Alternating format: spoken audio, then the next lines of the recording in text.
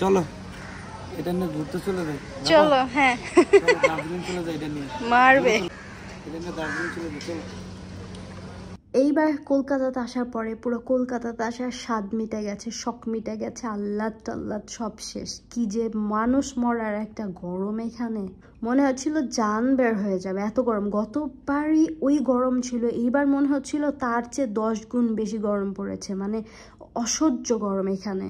তারপর আবার আমরা যেদিন গেলাম তারপর সেই সময় তো নির্বাচন চলছিল, দ্বিতীয় দিন এইটা আমাদের কলকাতাতে। আর ওই সময় নির্বাচনের জন্য সব দোকানপাট বন্ধ ছিল। আর রাস্তাঘাটের কথা কি বলবো, বিভিন্ন ভ্লগাররা যেই সুন্দর করে দেখায় কলকাতাকে, আসলে চিত্রটা অন্যরকম। কালকের ভিডিওতে একটুখানি দেখাবো কি যে অবস্থা রাস্তাঘাটের আশেপাশে, মানে ভাষায় প্রকাশ করার মতো না। ইন্ডিয়া তো অনেক বড় জায়গা, খুব সুন্দর জায়গা, খুব সুন্দর, এত সুন্দর সুন্দর জায়গা আছে না, মানে চোখ বিশ্বাস করতে চাইবে না এত সুন্দর সুন্দর জায়গা।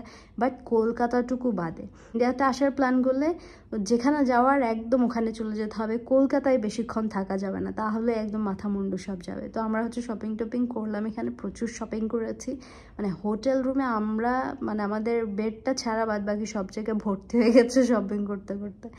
আরিফের পছন্দে একই ডিজাইনের 2টা জুতা কিনে নিলাম। আর এই সাইডে এত মানুষ ছিল, মনে হচ্ছিল ইস্তেমার মাঠ। আর আমি এমনভাবে ঘুরেছি না, মানে রান্নাঘরেও এর চেয়ে বেশি পরিপাটি থাকি আমি হচ্ছে একদম মানে ফকিরের মতো করে ঘুরেছি চারিদিকে, কারণ যেই একটা মরার মতো গরম, এর মধ্যে রেডি হওয়া তো দূরের কথা, আমি চুল আশ্রাইনি, সত্যি কথা, হেয়ার ব্রাশ করিনি।